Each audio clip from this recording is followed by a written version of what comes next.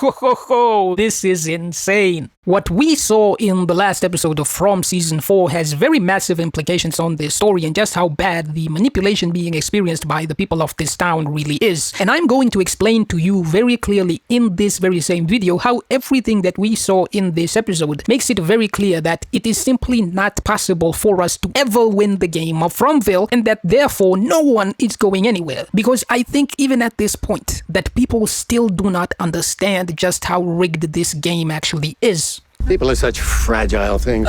When did you come from this time? Didn't anyone tell you? There's no way to change a story once it's been told.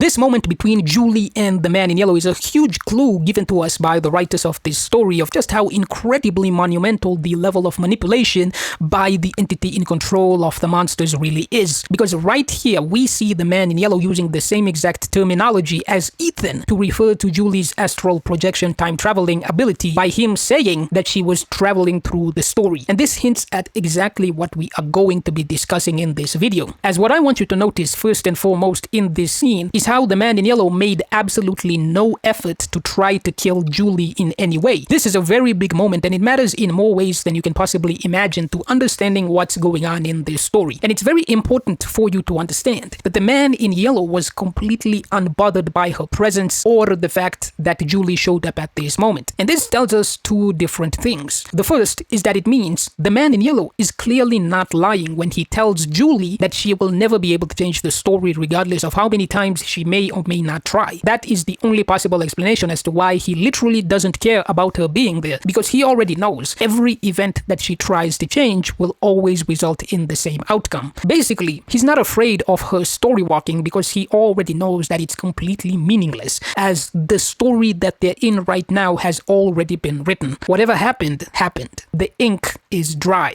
But what really stands out the most here to me is that the man in yellow clearly already knew that Julie would be there before he arrived. In other words, he specifically chose to attack Jim Matthews at this particular moment because he knew that Julie's presence would guarantee that Jim Matthews would not run away and that he would try to fight the yellow man. Basically, what I'm saying is this is one of the many obvious hints that every destination that Julie is story walking to has been determined in advance by the entity in control of the monsters. Which is why this next scene matters so much. Dad!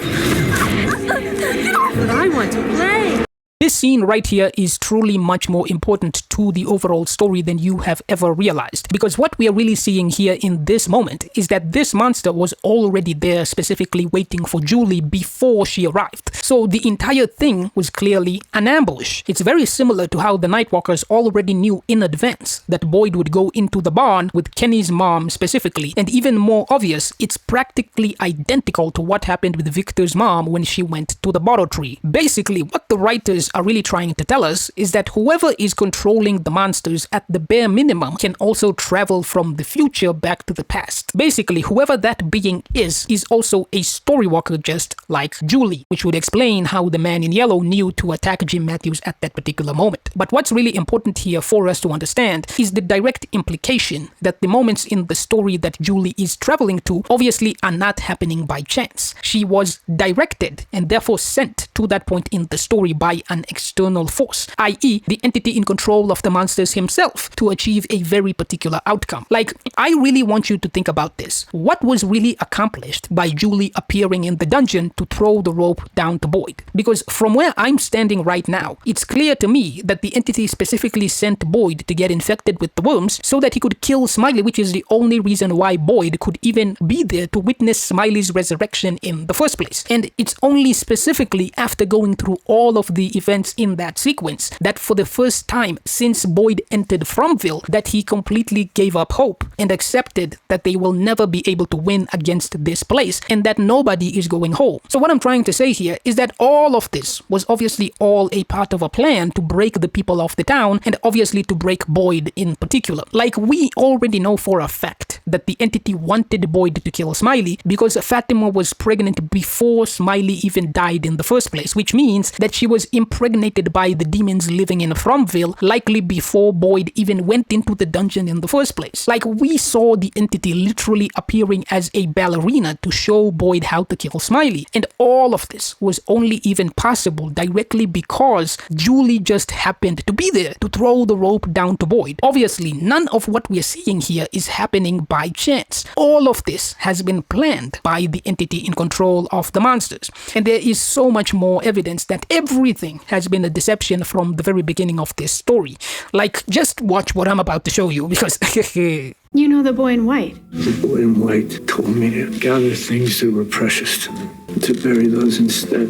This moment right here, to me, is what really cements just how far ahead this entire thing has been planned by the being that is in control of the monsters. Like, when you look at the man in yellow standing on the side of the road waiting for the pastor to arrive before he did, and that he clearly knew he was a man of faith before he even met him, as well as the fact that the dead baby on the telephone that kept threatening Jim Matthews and was laughing at Jim Matthews in the RV right before he was killed by the man in yellow called Ethan to inform him that Tabitha would be coming back to the town in an ambulance before she even arrived, on top of the undeniable fact that the monsters chose not to attack Victor's dad or Tabitha when she was in the back of the ambulance, despite the fact that she was chained up. All of this just tells us what we already knew, that the same being who brings people into the town is one and the same as the entity that's in control of the monsters. But what I want you to pay attention to the most here in this scene with the man in yellow opening the suitcase is that he clearly didn't know what he was going to be finding inside of the suitcase. He was obviously pleasantly surprised to see the disguise that had been chosen out for him. Basically, what I'm really trying to say is that Victor was the one who placed the suitcase with these specific clothes inside of it for the man in yellow, under the guidance and therefore the manipulation of the entity in control of the monsters, the boy in white. And it's obvious to me that this is the case because think about what Victor says in this scene. He specifically says that the boy in white told him, "Don't even worry about all of these dead bodies, bro. Just gather a bunch of things from the people who died and bury them." And where did the man in yellow find the suitcase with the clothes that he used after transforming into Sophia? He found them inside of a suitcase that was buried underground. Like, this clearly is not a coincidence. And we already know that the reason he doesn't remember Sophia's clothes is because his memories have obviously been wiped, deleted, and edited by the boy in white. Like, the writers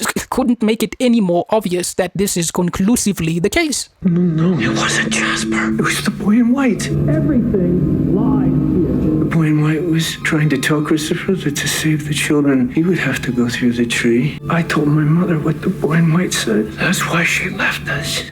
What we see here is crucial for us to start to understand why nobody in the history of Fromville has ever been able to win this game. Like, in this scene right here, we saw the boy in white talking to Sarah without opening his mouth, which obviously implies that the boy in white is a telepathic being. And do you know what that means? It means that it would be very easy for a being like the boy in white to remove parts of Victor's memories that he considered problematic to the boy in white's obviously evil goals. Like, do you really think that it's a coincidence that Victor just happens to forget what happened the night of the massacre, how every single person in the town was taken out, maybe even at the same time, and more importantly, that the demonic puppet known as Jasper that apparently caused Christopher to lose his mind and supposedly was the reason for the massacre in the first place was literally just the boy in white that entire time? Obviously, this is not a coincidence, because we literally have factual proof that Victor's memories have been strategically altered by the boy in white, which is why you need to pay attention to what I'm about to show you.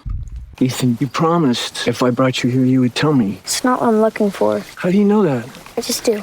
How long have you been here? Just had my 1-year anniversary. Is there water nearby? Like a pond or a lake?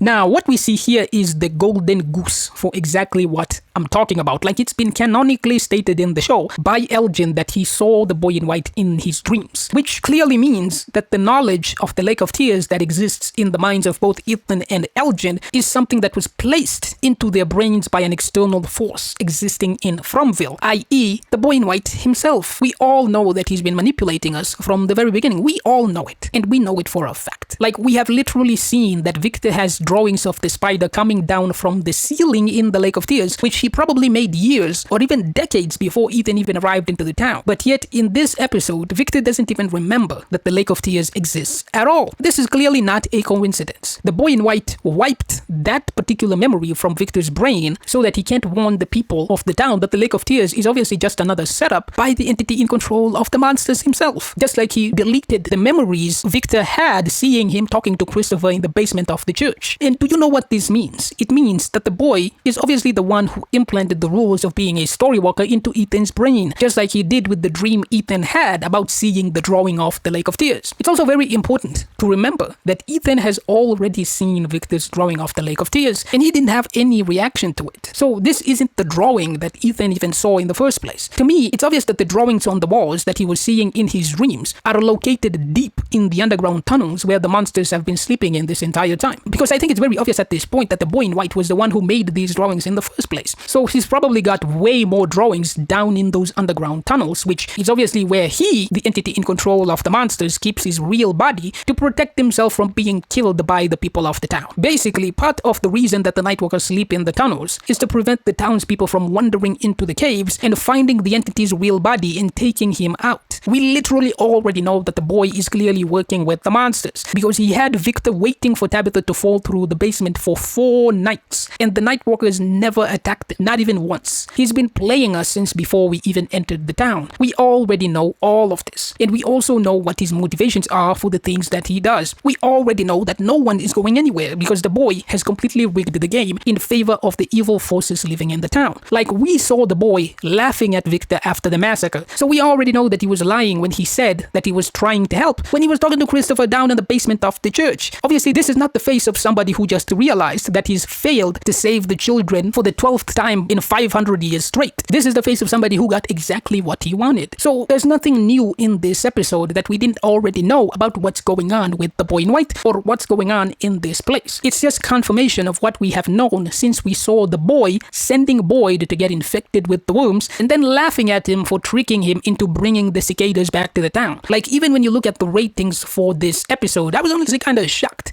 that this last episode was rated as badly as it was, because I don't think it's anywhere near that bad of an episode. But the problem is you have people in this community spreading lies and disinformation. Like, after seeing the pace of the last few episodes of this show, do you really still believe that they knew this season was going to be the second last of this show? I've said this before, but there's so many people who don't want to listen. Obviously, they didn't know. They were clearly pressured into ending the show in the 5th season. You can easily tell that's the case just by looking at when the announcement for the 5th and final season came out. It was literally like a week before the first episode of the 4th season. What that means is that they didn't go into production of the 4th season knowing that it would be the second last. Like, in the first episode of season 3, we saw Boyd being forced to watch Kenny's mom being tortured by the Nightwalkers in the barn. And the ending of season 3 episode 2 was Tabitha seeing the paintings and Boyd saying that they were going to catch a monster. And the 4th episode of season 3 had the absolutely amazing ambulance trap by the Nightwalkers, as well as Boyd trading Randall. And the 5th episode of season 3 had one of the craziest moments in the entire show,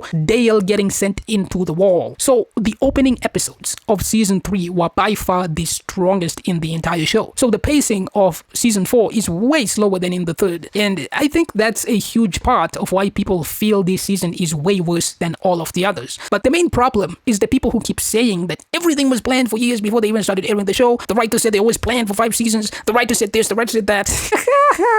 Ooh, the writers of Game of Thrones also used to say that same type of stuff constantly. It didn't change anything. Whether it was planned or it wasn't planned makes no difference. Season 8 of Game of Thrones was still garbage. One of the worst pieces of media I've ever seen in my entire life. But when you look at the trailers for From Season 4, they are not hiding who they are. It literally says that this show is made by the same people who made Lost. I keep saying this, but people don't want to listen. They are trying to sell you a product. So obviously they're going to tell you what you want to hear. They're going to tell you that they're going to give you all of the answers to the questions that you've been asking, whether that's true or not. So what I'm trying to say is that we all need to start being realistic about our expectations for this show. Like, to me, I'd probably give this episode like a 7.5. It was just a normal episode, nothing particularly special in any way. And that's because I already know how the people behind the types of these shows do what they do. So I'm not expecting these people to do anything different with this show. Like, even when it comes to the ending, it's either they give us an ending like Lost, which was relatively controversial controversial, but it wasn't really divisive because let's be honest here, the ending of Lost was extremely similar to what people expected to see from the very first season of the show. And a lot of people would actually say that the problem was that it was too similar to what people expected to see from the very first episode. Meanwhile, the ending of Game of Thrones was like the exact opposite. Literally nobody expected to see that ending, and nobody wanted to see it either. That's why it's easily one of the worst endings of any long-running piece of media in history. So Lost gave people something very similar to what they expected to happen. It wasn't what they wanted to happen, it was just very similar to what they expected to happen. There's a difference. That's why the ending is much more well received compared to the ending of Game of Thrones. So ultimately, we don't know which of the only two types of endings that are even possible for a show like this that they are going to give us. Either way, please stop listening to these fans who are giving you these sky-high expectations. Show yourself some kindness. You already know who the people behind this show are, so you already know what you're going to get. Like, even when we look at Victor, he clearly has a direct connection to the monsters, which is something that I talked about a lot before. So go watch this video right here to see how we know for a fact that he is obviously working with the monsters.